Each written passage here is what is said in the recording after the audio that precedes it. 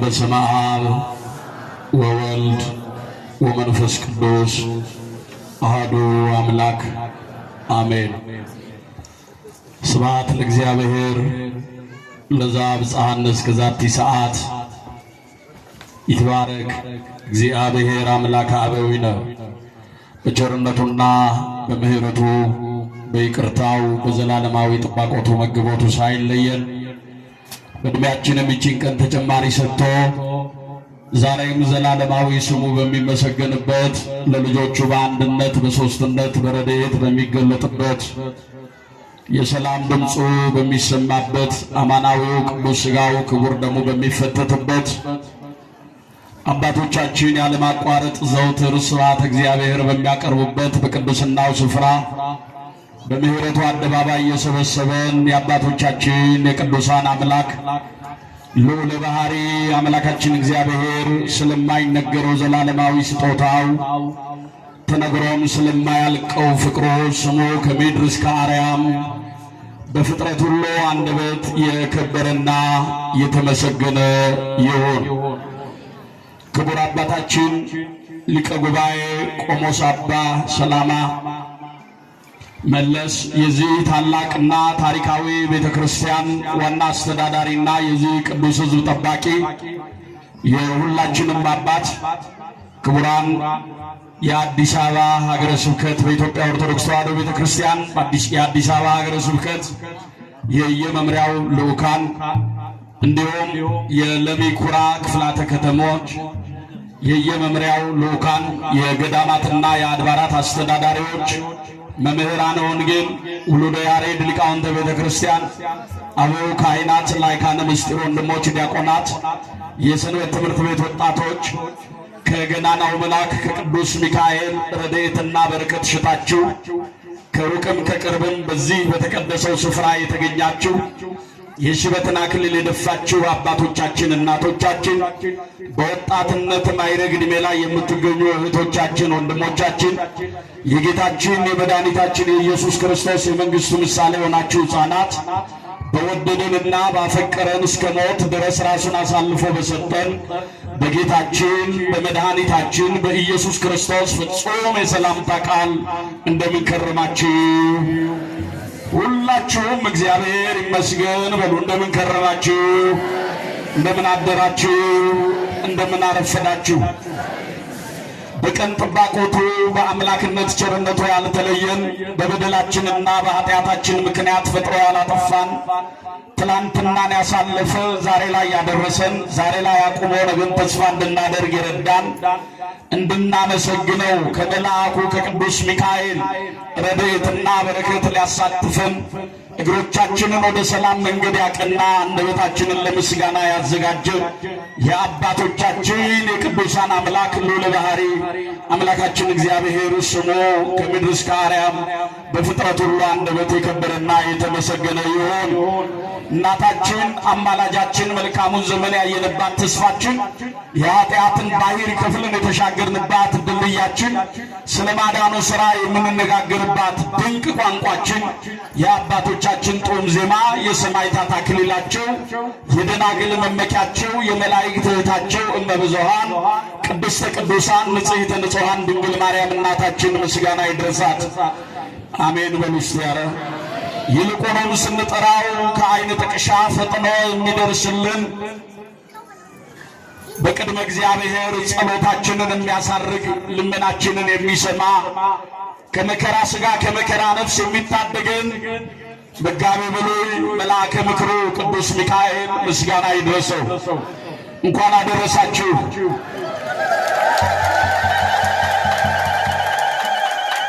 ደመናው ነው ፀሐዩ ነው ያደከማችሁ? እስቲ በደንብ እግዚአብሔርን አመስግኑት። ክብርና ምስጋና ለስሙ ይሁን። በዓሉን የሰላምና የፍቅር የረድኤት በዓል ያደርግልን። ስንማር ቆይተናል። እግዚአብሔር በልዩ ድንቅ ተአምራቱ ሲነግረን ሲያስተምረን ቆይቷል። የአባቶቻችን የሊቃውንቱ ዝማሬ ወንጌል ነው። የልጆቻችን ዝማሬ ወንጌል ነው። በዚያ አውደ ምሕረት ላይ ሲነገር የነበረው የቅዱስ ሚካኤል ተአምራት ወንጌል ነው። ነገር ግን ለጥቂት ደቂቃ ለመታዘዝ ያህል በፊታችሁ ቆሜያለሁ። እግዚአብሔር መንፈስ ቅዱስ የራቀውን አቅርቦ የረቀቀውን አጉልቶ ምስጢርን ሁሉ ገልጦ ለሕይወታችን የሚረባውንና የሚጠቅመውን እንዲያስተምረን ቅዱስ ፈቃዱ ይሆንልን። በዚህ በኦሪት ዘፍጥረት ምዕራፍ 48 ቁጥር 16 ላይ ከክፉ ነገር ሁሉ ያዳነኝ የእግዚአብሔር መልአክ እርሱ እነዚህን ብላቴኖች ይባርክ ይለናል። እስቲ ሁላችንም ይህንን ቃል አብረን እንደግመዋለን። ከክፉ ነገር ሁሉ በሉ ያዳነኝ የእግዚአብሔር መልአክ እርሱ እነዚህን ብላቴኖች ይባርክ። ኦሪት ዘፍጥረት በሉ ሁላችሁ ምዕራፍ 48 ቁጥር 16 እግዚአብሔር በረዳን መጠን በእግዚአብሔር በፈቀደልን መጠን ለጥቂት ደቂቃ የምንነጋገርበት ነገረ መላእክትን የምንመለከትበት የትምህርታችን ሐሳብና መነሻ አረፍተ ነገር አሁን በተቀሰነው የመጽሐፍ ቅዱስ ክፍል በኦሪት ዘፍጥረት ምዕራፍ 48 ቁጥር 16 ላይ ከክፉ ነገር ሁሉ ያዳነኝ የእግዚአብሔር መልአክ እርሱ እነዚህን ብላቴኖች ይባርክ ይላል። ቃሉን የተናገረው የብዙዎች አባት የሆነው ለነገደ እስራኤል መባረክ ምክንያት የሆነው በምሽቱና በሌሊቱ እግዚአብሔርን በፍቅር ታግሎ ያሸነፈው ከሦስቱ ከታላላቆቹ አርዕስተ አበው ተብለው ከሚጠሩት እግዚአብሔር በሰማይና በምድር ቃል ኪዳን ከገባላቸው ወዳጆቹ መካከል አንዱ የሆነው ያዕቆብ ነው። ከክፉ ነገር ያዳነኝ አለ የእግዚአብሔር መልአክ እርሱ እነዚህን ብላቴኖች ይባርክ ይላል።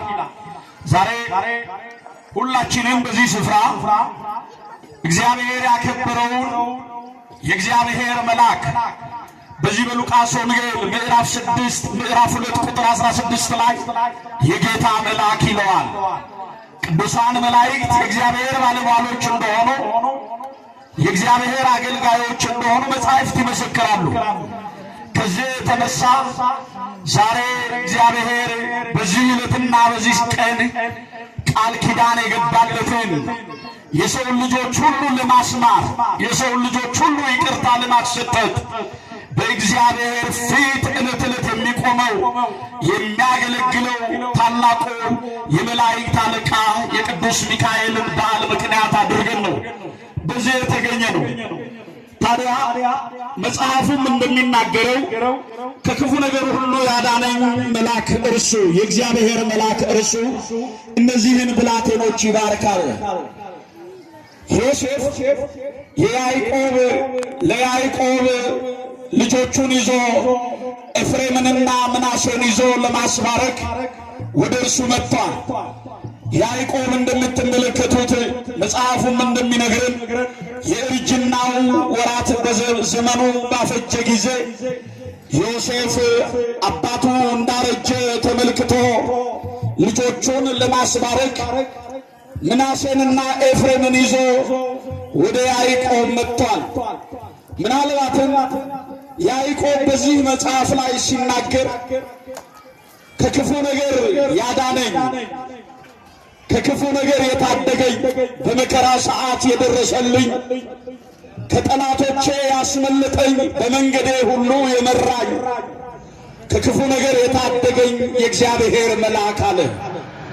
ያዕቆብ ከወንድሙ ከኤሳው በሸሸ ጊዜ በመንገዱ ይመራው የነበረው የእግዚአብሔር መልአክ ቅዱስ ሚካኤል ነው። ከጠላቶቹ ያስመለጠው በፍኖተ ሎዛ ከምድር እስከ ሰማይ የወርቅ መሰላል ተዘርግቶ ሲመለከት ያንን ምስጢር የገለጠለት የእግዚአብሔር መልአክ ነው። በደከመ ጊዜ ያበረታው የእግዚአብሔር መልአክ ነው። ጨለማውን ያበራለት የእግዚአብሔር መልአክ ነው። ሲያዝን ያጽናናው የእግዚአብሔር መልአክ ነው።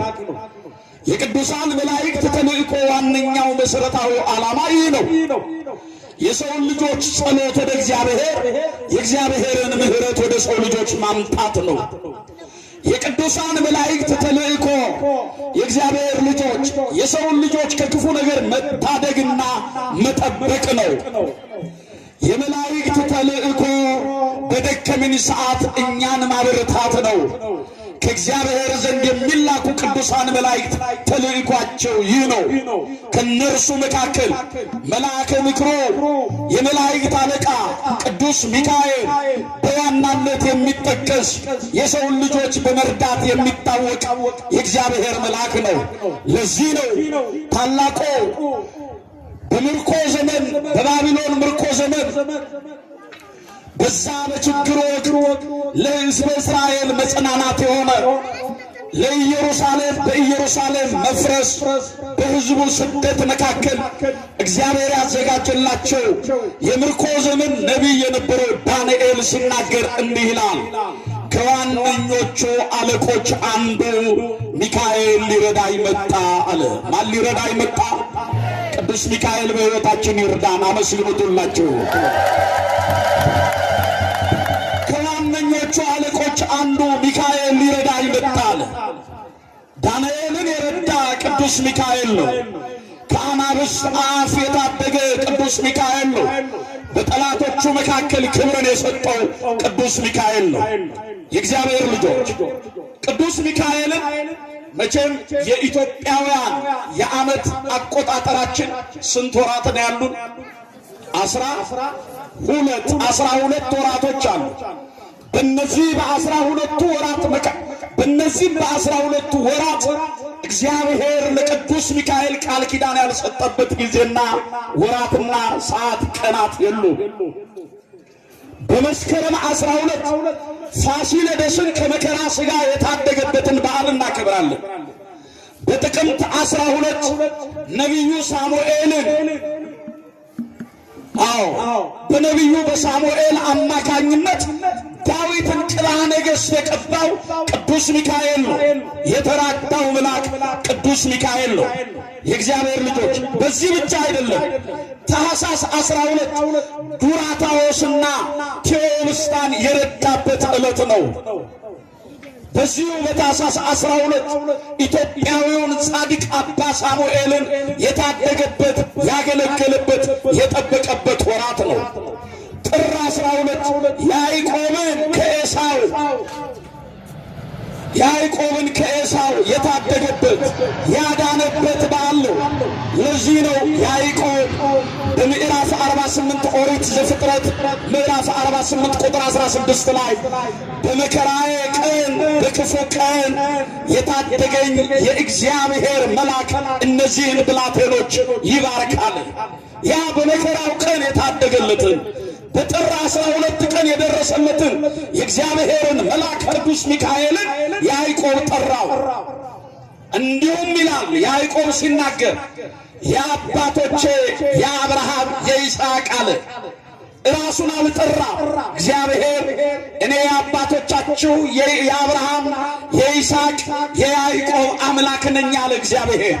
ያዕቆብ ግን ሲናገር አባቶቹን አስቀድሞ ራሱን አሳንሶ በመልአኩ ይባረክ ዘንድ የመልአኩን የቅዱስ ሚካኤልን ተራዳይነት ሲጠይቅ የአባቶቼ የአብርሃም የይስሐቅ አለ። በዚህ ቀን ጥር 12 ቀን ያዕቆብን የተራዳበት ዕለት ነው። የካቲት 12 አንድ ችግረኛ ሰው ያለ ሥራ ቁጭ ብሎ ሳለ ቅዱስ ሚካኤል ምግብ እየመገበው የደከመ ጉልበቱን እያበረታው ተስፋ የቆረጠ ማንነቱን ያጸናበትና የቅዱስ ሚካኤል ተራዳይነት የተገለጠበት ዕለት ነው። ከፍ አድርጉና እግዚአብሔርን አመስግኑ። መጋቢት 12 ደግሞ ኢአማኒ የነበረውን ቂሶንን ወደ ክርስትናው የመለሰበት ልዩ ገቢረ ተአምራትን ያደረገበት በዓል ነው። ሚያዝያ 12 ነቢዩ ኤርምያስ በአመፀኛው ሴዴቅያስ እጅ በወደቀ ሰዓት የታደገበት ቅዱስ ሚካኤል ፈጥኖ የረዳበት ዕለት ነው። ምን ላይ ደረስን? ሚያዝያ 12 ግንቦት 12 ነቢዩ ዕንባቆም በነቢዩ በዕንባቆም ፊት ተገልጦ ለተራበ አናብስት የተጣለውን ዳንኤልን በባቢሎን ምርኮ ውስጥ የነበረው በአንበሶች ጉድጓድ የወደቀው ምን እበላለሁ ብሎ የተጨነቀው ዳንኤልን በነቢዩ በዕንባቆም አማካኝነት የመገበበት ዕለት ነው። ብርሃናዊው መልአክ የተራበች ነፍሳችንን ይመግብልን። ብርሃናዊው መልአክ ካስጨናቂው ከመከራ ሥጋ ከመከራ ነፍስ ይታደገን። የዛሬው ሰኔ 12 አፎምያን ከሰይጣን ከዲያብሎስ ማታለል የታደገበት ታላቅ በዓል ነው። እንዲሁም ባሕራንን እናትም አባትም ወገንም ዘመድም ሆኖ ሞት የታወጀበትን ባሕራንን ሞቱን በሕይወት ቀይሮ ጥፋት የታወጀበትን ባሕራንን እግሮቹን ከመሰናክል ጠብቆ ከዛች ከደሃ መበለት የተገኘውን ባሕራንን ያለ አባት ያደገው ባሕራንን አባት ሆኖ ወግ ማዕረግ አሳይቶ በሀብት በረድኤት ጎብኝቶ ከእግዚአብሔር ዘንድ የተላከው መልአክ ቅዱስ ሚካኤል ዛሬ ባሕራንን የተራዳበትና እናትም አባትም ሆኖት ሰርጉን ድል አድርጎ ደግሶ የዳረበት ዕለት ነው። ክብር ምስጋና ለቅዱስ ሚካኤል ይሁን። የመጨረሻው ነሐሴ 13 12 ንጉሥ ቆስጠንጢኖስን የተራዳበት የፋርሳውያንን ክፋት ያስወገደበት በፋርሳውያን ፊት ክብርና ኃይል ሆኖ የተገለጠበት ዕለት ነው። ይሄ ነው እንግዲህ የእግዚአብሔር ልጆች መጽሐፍ እንደሚናገረው ከክፉ ነገር ሁሉ ያዳነኝ የእግዚአብሔር መልአክ እርሱ አለ። የማን መልአክ ንገሩኝ እስቲ? የእግዚአብሔር መልአክ ከክፉ ነገር ይታደጋል። የእግዚአብሔር መልአክ ከክፉ ነገር ይጠብቃል። ሚካኤል ማለት ማን እንደ እግዚአብሔር ማለት ነው። ማን እንደ እግዚአብሔር የዋህ፣ ማን እንደ እግዚአብሔር ጻድቅ፣ ማን እንደ እግዚአብሔር ርኅሩህ፣ ማን እንደ እግዚአብሔር ኃያል፣ ማን እንደ እግዚአብሔር ብርቱ ማለት ነው።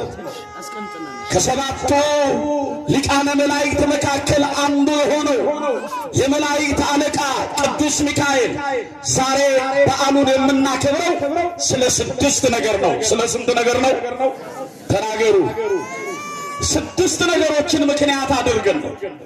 የመጀመሪያውና ዋነኛው በዛሬ ዕለት የቅዱስ ሚካኤልን በዓል ስናከብር በዓለ ሲመቱን ነው። ምኑን ነው አልኳችሁ? አዎ ቤተ ክርስቲያን የቅዱስ ሚካኤልን በዓለ ሲመት በሂዳርም በሰኔም በዚህ ቀን ቃል ኪዳን በተገባለት ቀን ታከብራለች። ቅዱስ ሚካኤል የተሾመበት ዕለት ነው ብለን ስንል አንዳንድ ሰዎች ቢሾሙ ቢከብሩ ለመገልገል ነው። ለምንድን ነው አልኳችሁ? እኛ ብንሾም ብንከብር ከወደቅንበት ብንነሳ በስልጣን ማማ ላይ ብንቀመጥ በሾመን ሕዝብ ላይ ልንገለገል እንጂ ልናገለግል አይደለም። እውነታው ይሄ ነው። ቅዱሳን መላእክት ሲሾሙ፣ ቅዱሳን መላእክት ሲከብሩ ሕዝቡን ሊያገለግሉ ነው። ቅዱስ ሚካኤል የተሾመው ስለ ሕዝብ ልጆች ሊቆም ነው። እንዲህ ተብሎ ነው የተጻፈው በራዕየ ዮሐንስ ምዕራፍ 12 ላይ ስለ ሕዝብ ልጆች የሚቆመው ታላቁ አለቃ ሚካኤል ይነሳል አለ። ክብርና ምስጋና ለስሙ ይሁን። ስለ ሕዝብ ልጆች የሚቆመው ጸሎታችንን የሚያሳርገው በእግዚአብሔር ፊት የሚቆመው ሲል መቆም የሚለውን ቤተ ክርስቲያን ልዩ ትርጉም አብዝታ አስፍታ አምልታ ትናገራለች። መቆም ማለት ማማለድ፣ መቆም ማለት ማስታረቅ፣ መቆም ማለት ይቅርታን ማሰጠት ነው። ቅዱስ ሚካኤል በእግዚአብሔር ፊት የሚቆመው ስለ ሕዝብ ልጆች ፊት የሚቆመው ስለ ሕዝብ ልጆች በእግዚአብሔር ፊት የሚቆመው ቅዱስ ሚካኤል ሊያማልደን ነው። ምን ሊለን ነው? ተናገሩላችሁ። ሊያስታርቀን ነው። ምን ሊለን ነው? ይቅርታን ሊያሰጠን ነው። ስለ ሕዝብ ልጆች የሚቆመው ታላቁ አለቃ ሚካኤል ይነሳል። ዘንዶና ሰራዊቱ ሚካኤልን ተዋጉት፣ ነገር ግን አልቻሉትም ነው የሚለው። ክብር ለቅዱስ ሚካኤል ይሁን የእግዚአብሔር ልጆች። ስለዚህ ዛሬ የምናከብረው በዓለ ሲመቱን ነው። በሁለተኛ ደረጃ ዛሬ በግብፅ እግዚአብሔር በወዳጆቹ መካከል የቅዱስ ሚካኤልን ድንቅ ታምራትና ሥራ የገለጠበትና በዛሬው ዕለት በቅዱስ ሚካኤል ስም የታነጸው ቤተ መቅደሱ ቅዳሴ ቤቱ የሚከበርበት ታላቅ ዕለት ነው። ዛሬም እንዲህ ባማረው በንቡ ቅዱስ ሚካኤል ተገኝተን ይህንን መልአክ እንድናከብር የረዳንን ጌታ ከፍ አድርጉና አመስግኑት። በሦስተኛ ደረጃ ዛሬ ቅዱስ ሚካኤልን የምናከብርበት መሠረታዊው ዓላማ ቅድስት አፎምያ ከጠላት ማታለል ከዲያብሎስ ሽንገላ የታደገበትና ጠላቷ ዲያብሎስን ያንበረከከበት ለእርሷም በምልጃና በረድኤት የተገለጠበት ዕለት ነው። እንኳን አደረሳችሁ። ቀደም ሲል እንዳልነው በአራተኛ ደረጃ በዛሬው ዕለት ባህራንን የታደገበት የሞቱን ደብዳቤ በሕይወት የቀየረበት ዛሬ ብዙ የሞት ደብዳቤ ያለው ኦርቶዶክሳውያን ብዙ ሰዎች ተስፋ ቆርጠዋል። ጠላታችን ዲያብሎስ በእኛ ላይ ሞት ያውጃል። የብርሃን መልአክ እየመሰለ እየተገለጠ ሐዋርያው ቅዱስ ጳውሎስ ተናግሮታል። ሰይጣንን የብርሃን መልአክ እስኪመስል ድረስ ራሱን ይለውጣል ያለው እውነት በሚመስለው ሐሰት በተሞላው ሕይወትና መረጋጋት በጠፋው ዓለም ላይ ዛሬ ጠላታችን ዲያብሎስ ሞትን ያውጃል። በየሆስፒታሉ ተስፋ የቆረጡ በየጸበሉ ስፍራ ያዘኑ እግዚአብሔር ይማርህ እግዚአብሔር ይማርሽ የሚለውን ድምፅ የናፈቁ የሞታቸውን ዕለት የሚጠባበቁ ብዙ ወገኖች አሉ። የሉም? ተናገሩ እንጂ የሉም ወይ? ቤት ይቁጠራቸው ደጃቸውን የዘጉ ነጭ ለብሰው የተራቡ ቀን ዘንበል ያለባቸው ቀና ብለው የእግዚአብሔርን ቀን የሚጠብቁ ብዙ ወገኖች አሉ። ሞት የታወጀባቸው ግራ ቀኛቸውን ሲመለከቱ ጠያቂ አጽናኝ የሌላቸው ትናንት እጃቸው ለምጽዋት ይሰነዝር የነበረ እጅ ዛሬ ምጽዋት የሚቀበል ብዙ ወገኖቻችን አሉ። ሞት የታወጀባቸው ቅዱስ ሚካኤል ይድረስላቸው። አሜን በሉ። ባሕር በተባለው ዓለም ላይ ከባሕር የተገኘው ባሕር በተባለው ዓለም ላይ ታሪኩን የቀየረ ታሪኩን የለወጠ ቅዱስ ሚካኤል ባሕር በተባለው ዓለም ላይ ባሕራንን ሆነን ተቅበዝብዘናል። ባሕራንን መስለን ግራ ገብቶናል። ባሕራንን መስለን ጎሎብናል። እንደ ባሕራን ተስፋ ቆርጠናል። ታሽገናል። እንዳንናገር እንዳንመሰክር ጠላታችን ዲያብሎስ በእኛ ላይ ለመሰልጠን አቅዷል። ነገር ግን የእግዚአብሔር ልጆች በእግዚአብሔር ፊት የሚቆመው ታላቁ አለቃ ቅዱስ ሚካኤል የሰውን ልጆች ለመራዳት የሚፈጥነው ቅዱስ ሚካኤል በዛሬው ቀን የተዘጋውን ባሕር ከፍቶ እግዚአብሔር ከባሕር ላይ አውጥቶ በመልካሙ ስፍራ ላይ አስቀምጦ ብሎም ደግሞ የእግዚአብሔር ልጆች በመጨረሻም በሀብትና በረድኤት አክብሮ የተናቀውን ባሕራንን ያከበረበት የሞቱን ደብዳቤ በሕይወት የቀየረበት ታላቅ ዕለት ነው። በዚህ የተነሳ ዛሬ ባሕራንን የታደገበት ታላቅ በዓል ነው። በመጨረሻም ቅዱስ ላሊበላን ወደ ሰማይ ያሳረገበት ዛሬ ኢትዮጵያዊው ጻድቅ በዘጠነኛው መቶ ክፍለ ዘመን የተነሳው ንጉሥም ካህንም የሆነው ከአንዲት መጥረቢያ 11 ውቅር አብያተ ቤተ ክርስቲያንን የሠራው ቀን ቀን እሱ የጀመረውን ማታ ማታ ቅዱስ ሚካኤል ይፈጽምለት ነበረ። ክብር ምስጋና ለስሙ ይሁን። ቀን እሱ የጀመረውን ሌቱን ቅዱስ ሚካኤል እያጠናቀቀለት ያድራል። በዘጠነኛው መቶ ክፍለ ዘመን የተነሳው ቅዱስ ላሊበላን ይረዳው፣ ይጠብቀው፣ ይንከባከበው የነበረው መልአክ ቅዱስ ሚካኤል ነው። በዛሬው ዕለት ዕለት ንጉሥ ላሊበላ ጻድቁ ላሊበላ ዕረፍቱን አረፍተ ዘመን በገታው ጊዜ እግዚአብሔር በወዳጁ በእግዚአብሔር ፊት ቆሞ ያስታርቀው ዘንድ ነፍሱን ያሳረገ በይባቤ መላእክት የተቀበለ እያሸበሸቡ መላእክት ነፍሱን ወደ አምላኩ ሲወስዱ ይራዳ የነበረው መልአክ ቅዱስ ሚካኤል ነው። ከፍ አድርጉና መስግኑት። የመጨረሻው የዛሬው በዓል የምናከብርበት ዋነኛውና መሰረታዊው ዓላማ ለሰው ልጆች ሁሉ ምህረትን የጠየቀበት ዕለት ነው። ለሰው ልጆች ሁሉ ምህረትን መጠየቅ ብቻ አይደለም፣ ምህረትን ያሰጠበት ዕለት ነው። ክብርና ምስጋና ለስሙ ይሁን። ሩሩ መልአክ፣ ደጉ መልአክ፣ የዋሁ መልአክ ማን ነው? ቅዱስ ሚካኤል። ለሰው ልጆች ሁሉ ይቅርታን ያሰጠበት ዕለት ነው። ሊቁ ቅዱስ አባ ጊዮርጊስ ዘጋስጫ ሲናገር እንዲህ ነው የሚለው፣ ከእህትህ ከማርያም በቀር እንዳንተ ያለ ሩሩና ደግ መልአክ የለም አለ። ክብርና ምስጋና ለስሙ ይሁን። ከእህትህ ከማርያም በቀር አለ። እመቤታችንን አስቀደመና እንደ እህትህ እንደ ማርያም አለ። እህትነ ይሏታል መላእክት። እህታችን ሰውና እግዚአብሔር የታረቁባት፣ ሰማይና ምድር የመሰከሩባት የመላእክት እህት፣ የቅዱሳን ወዳጅ፣ የሰማዕታት አክሊል፣ የአባቶቻችን ተስፋ የሆነችውን እመቤታችንን ሊቁ ቅዱስ ዮሐንስ ማን ነው አባ ጊዮርጊስ ሲናገር እንደ እህትህ እንደ ማርያም አለ።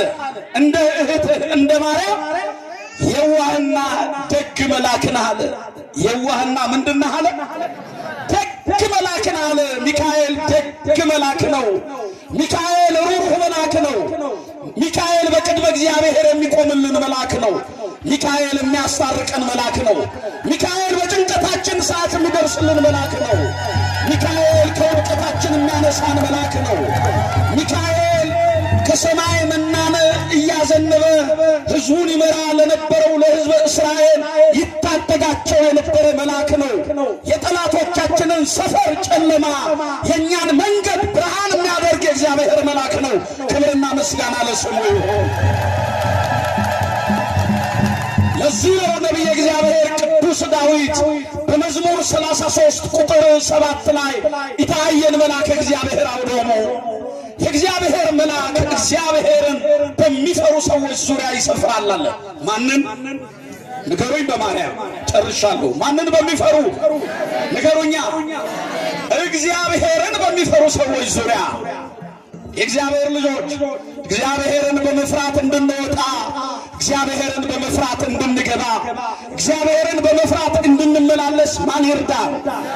ማን ይርዳን? የጥበብ ሁሉ መጀመሪያ ማንን መፍራት ነው? እግዚአብሔርን መፍራት ነው። እግዚአብሔርን በመፍራት የሚጀምር ሃይማኖት እግዚአብሔርን በማክበር ይጠናቀቃል።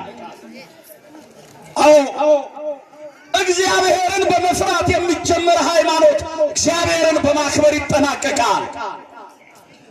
እግዚአብሔርን በሚፈሩ ሰዎች ዙሪያ ደግሞ የሚሰፍሩ ቅዱሳን መላእክት ናቸው።